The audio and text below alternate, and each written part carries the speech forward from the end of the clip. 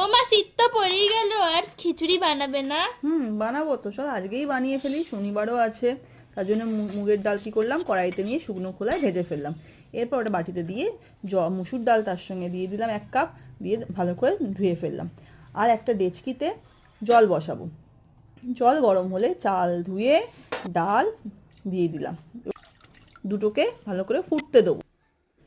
এবার কড়াতে গরম হলে তেল দিলাম, তার মধ্যে ফুলকপিগুলো লাল লাল করে ভেজে ফেললাম, তার মধ্যে তেজপাতা, গোটা জিরে, শুকনো লঙ্কা ফোড়ন দিয়ে আলুগুলোকে ভেজে তার সঙ্গে আর টমেটো, কড়াইশুঁটি, আদা বাটা, জিরে, ধনে, যা যা মশলা, লঙ্কা, হলুদ গুঁড়ো দিয়ে একটু মশলাটা কষিয়ে সেইগুলো সব খিচুড়ি যেখানে চাল ডাল বসিয়েছিলাম ফুটতে শুরু করেছিল সেটা হাফ সেদ্ধ হয়ে এলে সেখানে মিশিয়ে ফেললাম। এরপর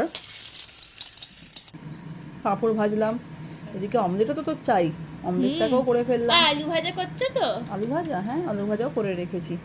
আচ্ছা, অমলেটটাকে লাল করে ভেজে নিলাম, ভেজে এদিকে দেখি খিচুড়িটা আমাদের হয়ে এসছে, সেখানে একটু গরম মশলা ঘি দিয়ে ব্যাস পরিবেশন, গরম গরম পরিবেশন করলাম। নে এবার খেয়ে নে। হেভি টেস্টলা হয়েছে কিন্তু। ঠিক আছে।